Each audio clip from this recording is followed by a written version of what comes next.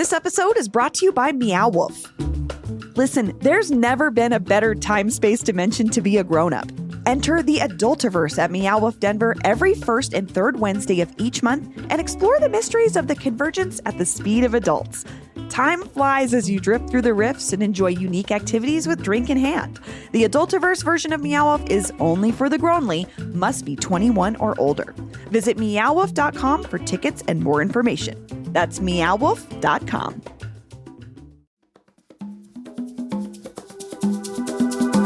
Today on CityCast Denver, between the restaurant closures, the empty office buildings, the safety concerns, and all the human poop on the ground, the narrative around downtown Denver is doom and gloom.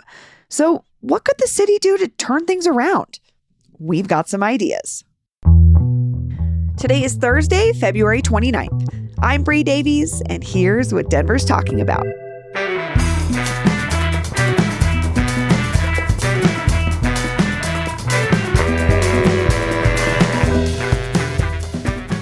I've got our politics and green chili correspondent, Justine Sandoval, here with me. Hi, Justine. Hi. And of course, producer Paul Caroli is here. Hi, Paul. Hey, Bree. Welcome back, Justine. It's been too long since we've been on the show. We missed you. I missed you all too. We're glad you're here, especially for this topic we're going to talk about, which is, I think, one of all of our favorite topics. Oh, yeah. I have been looking forward to this for so long. What to do about downtown. Like, what can we do? We're going to come up with some fun ideas, some off-the-wall ideas, some legitimate ideas. I don't know, maybe some of those fun and off-the-wall ideas can be legitimate too. But we really thought about this long and hard. I guess let's just get started. Paul, do you want to start with one of your big ideas to fix downtown? Yeah, so sure. I'll also say I've got a bunch of ideas here. Only one of them is mine, so I'm mostly stealing other people's glory and brilliance. But we're going to start with one from a person named Chris Nicholson, who I don't know Chris Nicholson, but I was reading about some, the debate over downtown back during the mayoral race, and there was an article from governing.com that quoted him. He's a downtown resident who used to work in politics, and his idea reminded me of something that my dad said. My dad's an economist, and he was always like, taxes. What is a tax? A tax is something you do to make things you don't want more expensive. So cigarettes, you tax cigarettes, fewer people will smoke them because they're more expensive. So Chris Nicholson's idea is on that same line. He says, instead of incentivizing retailers to locate downtown by subsidized rents, which they're doing with that like pop-up program, which has been mixed, mixed at best. Yeah. The free rents for businesses to open up there.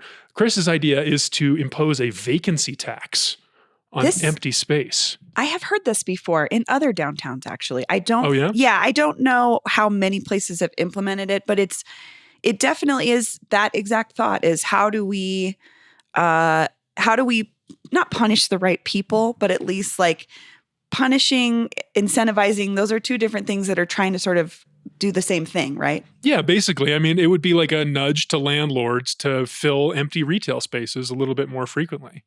And maybe you could say like, this is, you don't want to put this kind of pressure on landlords. Like maybe that means fewer people would want to do that anyway. And you kind of do want people to be doing business downtown. That's kind of the idea here. So, I had a friend tell me that their hairdresser moved into an office building that they've retrofitted a floor for individual booths for hairdressers. So is that on Glenarm? I don't know. Okay, because I went to a wax studio and it was in a converted office space and it was just different salons so people could rent. So there was like hairstyles there was a waxer, there was all of massage therapist, all kinds of things you could do in there. And you don't need a ton of infrastructure change. So, and it was nice because I live downtown and I like to, get those services close by. And now that no one goes to the pavilion, there's really affordable parking underneath.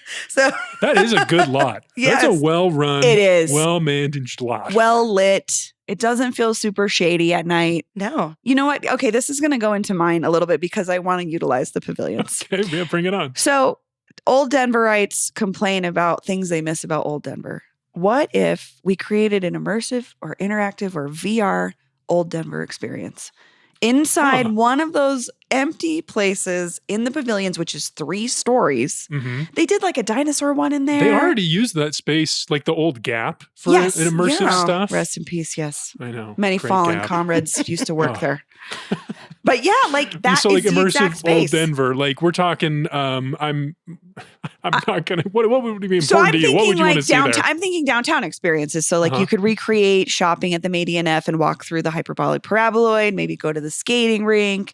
Maybe go back to the 80s when the Tabor Center was a mall, and you could shop at Contempo Casuals or wander the Sharper Image. Maybe like, go way back to like Wild West days. Yes, like you could have Market different Street. eras I of love that. downtown, and like. Just like the feeling, nostalgia feeling, you just need to see I look at images of old dead malls all the time.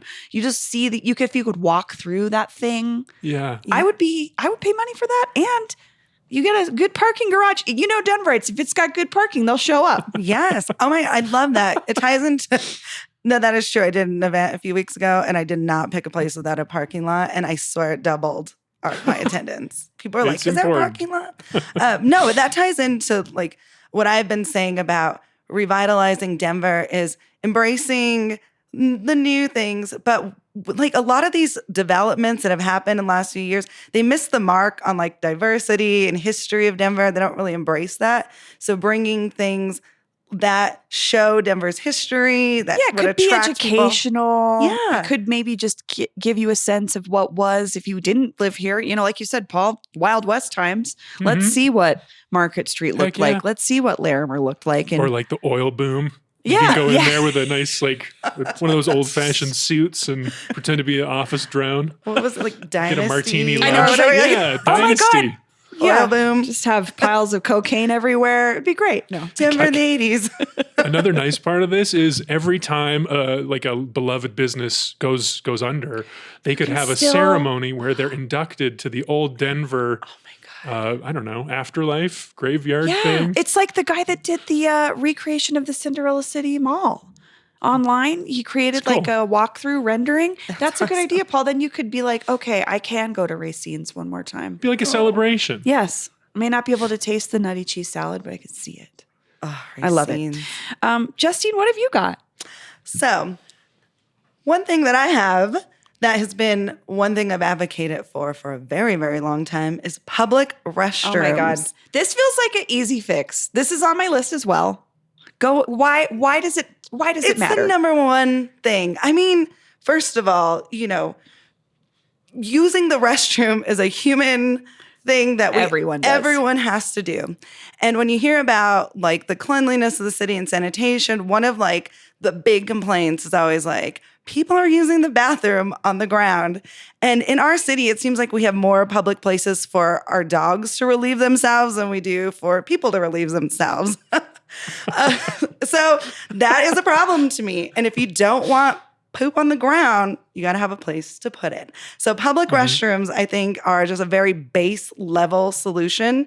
And I found this really great group out of Portland called Flush, PHLUSH. And what they do is they advocate for toilet availability. And so they work with local governments to provide adequate toilet accessibility and create sanitation solutions. And their point was that public toilets help revitalize downtown areas because they foster more urban livability and makes people more comfortable going to public places where they can go shop and stroll around downtown and that they know that they have a restroom. It makes it easier for families to plan multi-generational outings because kids and elderly people tend to need potty restrooms. training a human right now who I just had to stop at many gas stations along the interstate for. Mommy, I have to go pee. Where's the gas station? How many times you stop from 6 Grand Junction to Denver? No, from Glenwood Springs to Denver Okay. yesterday, Like 6 times. Are there 6 restrooms? Well, we hit the spot where there wasn't any for like 17 miles before Georgetown. He's Phew. screaming. He's upset. I was like, please don't poop your pants. But yeah, like it's such and Portland is, I'm so glad you brought up Portland because they actually have public restrooms there, Yep. the Portland Loo program, which is, it's such a no-brainer, but it's something that's sort of in the back of our minds that we actually sort of subliminally don't realize we're thinking about, but like, oh, I will go to this place because it has a nice bathroom. Exactly. Another thing is it takes pressure off of businesses to have a public Yes. restroom. They can have people come shop, look at their business and not have to provide a public restroom for people. So it takes that pressure off. And it also just helps provide for public sanitation and No it's- poop on the ground. Yeah. It's a perfect. It's a pretty simple solution. People worry about cost, and it can be costly. Like some cities, it's like $4 million to run these programs a year, but that's a drop in the bucket compared to all of the other issues that come with not providing. It's expensive, but we could look at where we could trim some other costs to provide something that I think that taking the pressure off of the businesses is an excellent point. I just want to piggyback off that because part of mine was restrooms and safe injection sites. I understand they're controversial. I talk about it on the show all the time. People are going to do drugs. If we give them a place to do drugs, you're not going to have needles on the ground, which is a thing I hear people complain about all the time. And I agree with you. It sucks. You won't have passed out people on the ground. They will be in a building being taken care of. They're going to do drugs no matter what. Give them a place to do drugs. You don't have to see it. You don't have to be around needles. Just a thought. Paul? I got a quick one here. This is, so like I said, all of my ideas are stolen. This one from my lovely wife, Megan. We were talking about this the other day, and she was like, you know what I really enjoyed was that night market, that Sun Valley night market underneath that viaduct last summer near Empower Field. Great spot near Rice's Brewing. And anyway, so we were like, well, what if we did a night market downtown, right outside Union Station? Absolutely. You know, it's like 2 blocks from the old Hop Alley, so it would kind of be building on this tradition, maybe embracing it in a new way. We could invite that CAPU group, Colorado Asian Pacific United, that's been working on the historical markers for Hop Alley. I think there's some real potential there, and that would be so fun. I love that idea. I do too. Another reason to activating this, we'll talk about this, I think, a lot throughout this conversation, but activating the space, getting people downtown at all hours of the night is actually what makes it safer and more appealing. And if you do something at night outside that all people are invited to, it's a benefit for the businesses around it as well. I really love that, I don't know, what do you call it? That sidewalk area out in front of Union Station too. I feel like that's an underutilized space. I agree. And it's easy to get to because it's right on all the transit lines. It's like the one place that's on all the transit lines. It's got accessibility from a transit perspective. Just put in some lighting, you could put in some semi-permanent stalls, like market stalls, or you could remove them during the winter. And it just like building that little bit of infrastructure, kind of like they do for the Chris Kindle Market. Yeah. During the winter, just do that for the rest of the year.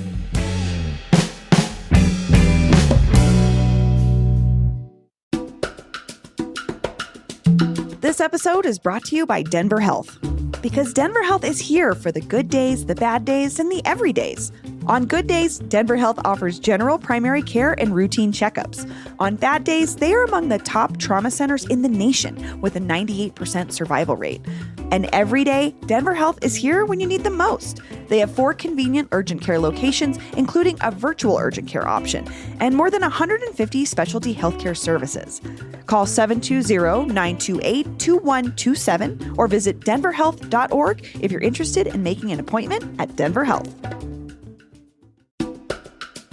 Hey, it's Paul Caroli, executive producer with CityCast Denver.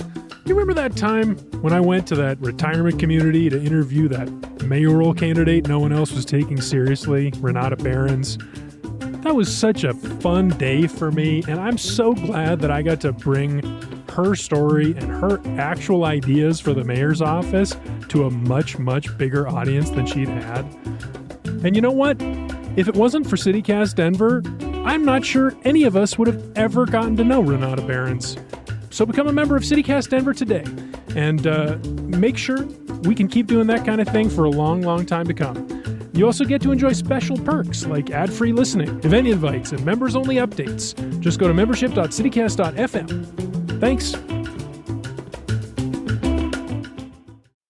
Who wants to go next? I would love to. Go, Paul. I have one I'm excited about. I was talking to our friend Frank Locantore over at the Colfax Business Improvement District the other day, and we were talking about BRT, the new bus rapid transit system. They're going to start doing construction later this year. We've talked about it. We're going to talk about it again. Oh, we are. But something that he's very concerned with this, he's mostly excited, I think, but something he's concerned with is the fact that construction is going to last a very long time, which I think Denverites can relate to all across the city. In this case, the BRT, the businesses that he works with, they're expecting to be affected for a year and a half.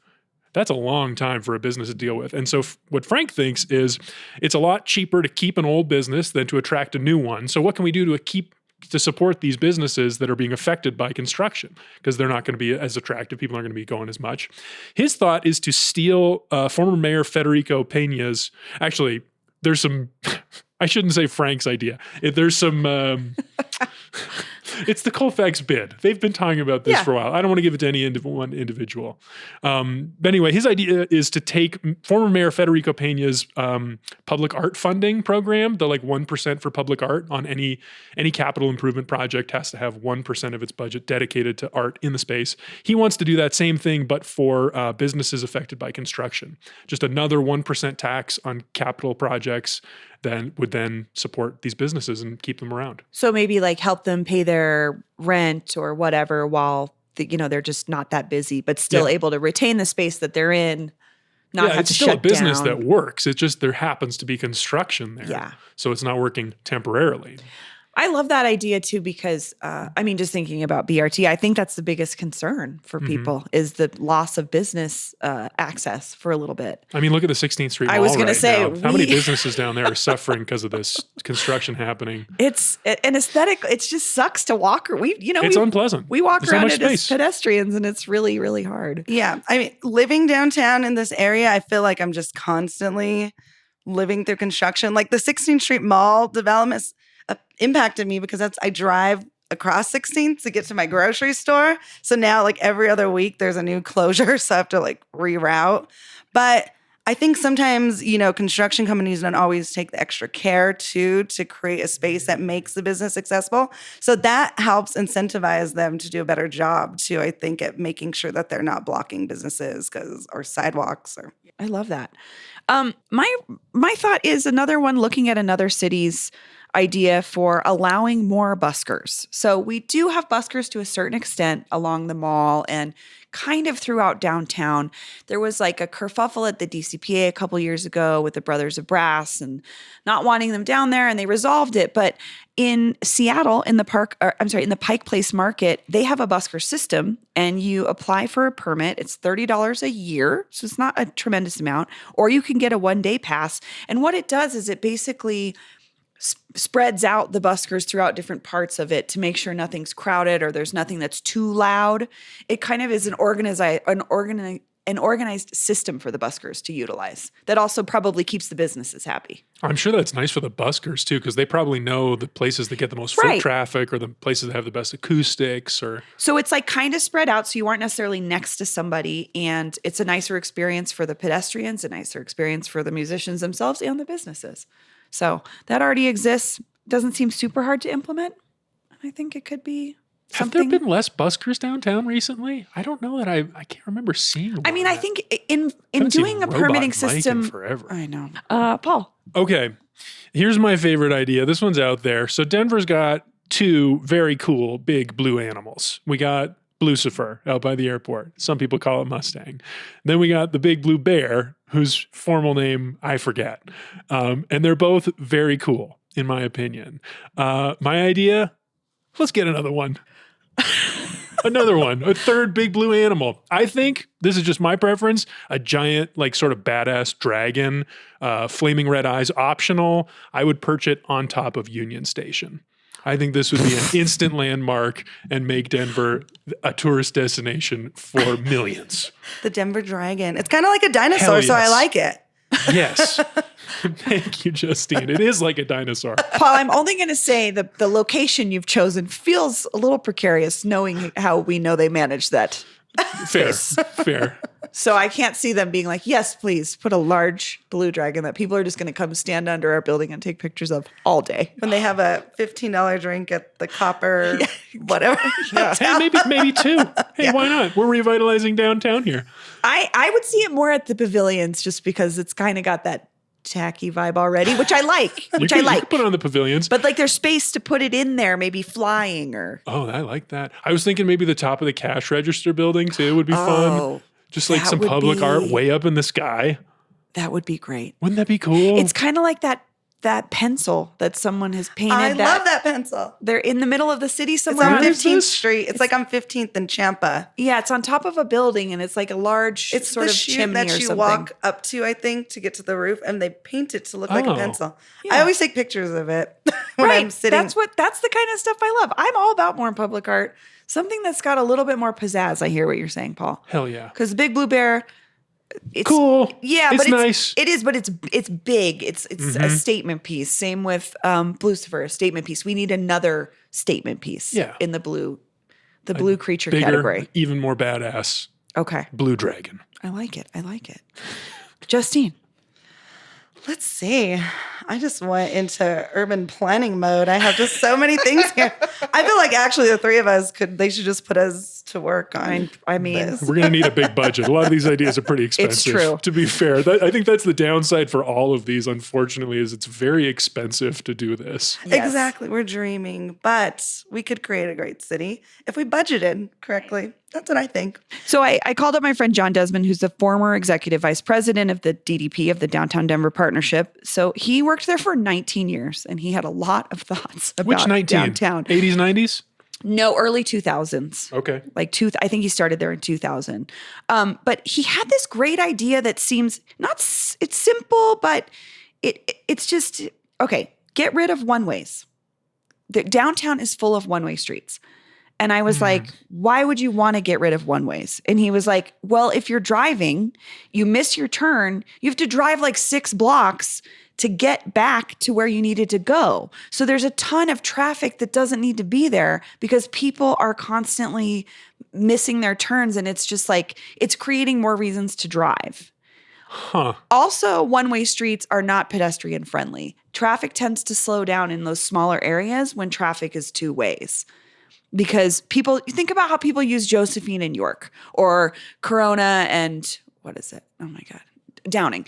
They're like miniature speedways through the middle of Capitol Hill. If those were 2-way streets all of a sudden, it would be tougher to drive.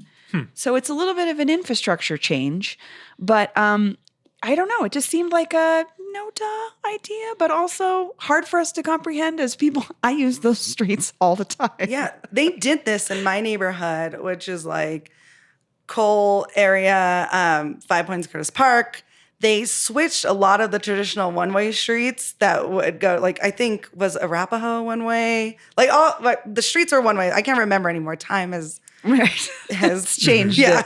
But they did that in the last like decade or so, and they changed a lot of those streets into 2-way streets to help with the flow of traffic because we were having downtown traffic go through that way and try to get to the highway, and it was just causing like bottleneck backups to get in and out of the neighborhood.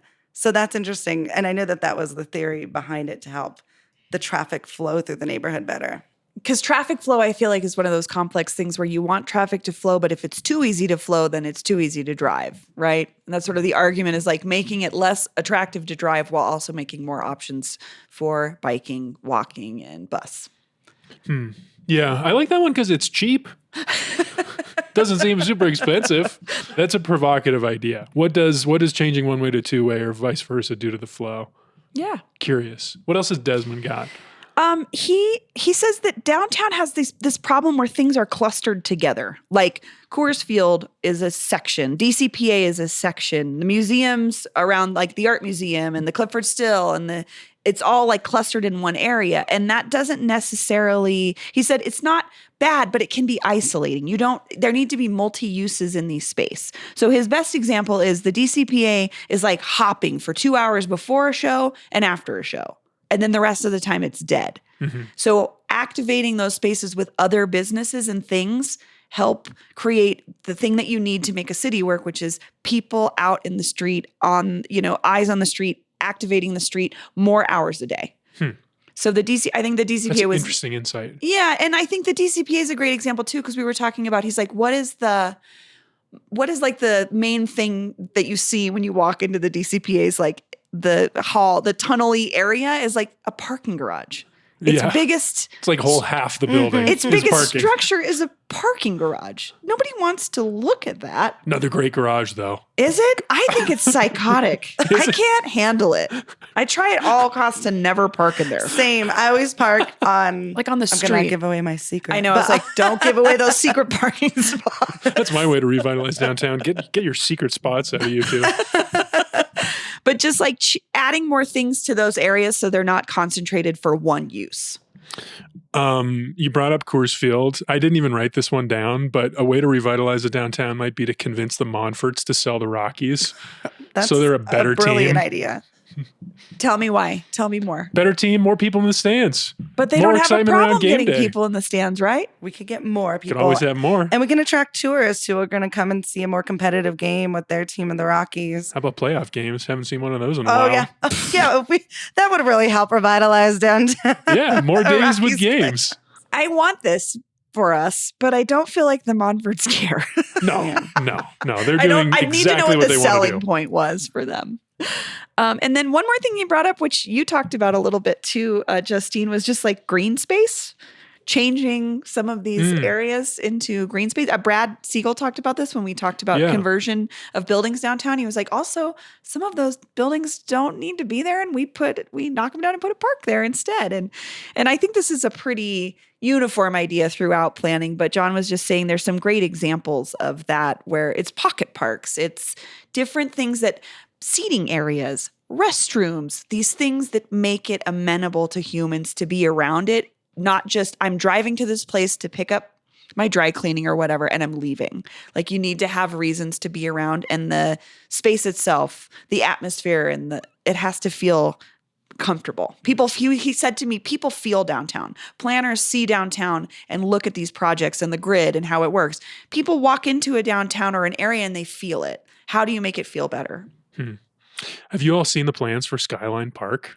They're revamping it again. I think it looks pretty cool. It could be what you're talking about. I don't know. I hope so, because they really wrecked that. I know it hasn't been great the last few years. I had Skyline Park on my list here as an example because my parents, who grew up in Curtis Park, they were neighborhood sweethearts. They used to meet up at Skyline Park with all the other kids and play in the fountains all summer. Oh, really? Oh, that's nice. I remember doing that as a kid too. We'd go get our sodas and we'd go play at Skyline Park all day downtown. And that was like our summer activity. And I remember too going downtown being like so stoked to go play in Skyline Park on all the rocks and the fountains. And so it was a big deal. It's right by the May DNF Tower, the DNF Tower. And for folks that don't know, I think the ice skating rink is there sometimes. Prior to when it was Skyline Park, it was this beautiful sort of sculpture that you could play in by Louis Halperin. So it was like you said, it's like these multi-level waterfalls, and it wasn't deep. It was like a foot deep, so you could stand in it, and you know what I mean? It wasn't a hazard or anything. And I don't know, a decade or 2 decades ago, they demolished half of it. And it just ruined the beauty of it. I'd love to see them resurrect that. Yes. They biffed it. That was a mistake. It was a major, Totally. it's embarrassing that we did that, but also not surprising. Well, Justine and Paul, this was super fun. I think we fixed downtown. I agree. I think we pretty much fixed it. I'm impressed. I'm impressed by our work today. Yes. We really did it. Good for us. If anybody wants to take these ideas, just call us and let us know. We're happy to consult you on them. Anytime. Anytime. Well, Justine and Paul, thank you so much. Thank you. Thanks, Brie.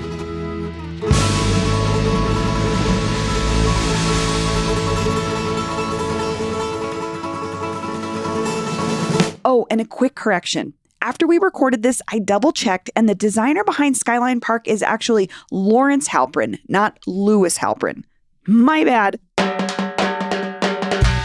That's all for today here on CityCast Denver. If you enjoyed this show, why not take a minute to tell someone who knows how to make a giant dragon out of fiberglass about us? Rate the show wherever you get your podcasts, and subscribe to our morning newsletter and learn more about us at denver.citycast.fm. We'll be back tomorrow morning with more news from around the city.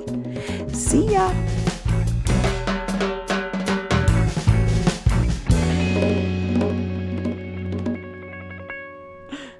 I don't know where that came from. I didn't put it in there. We have a zombie doc.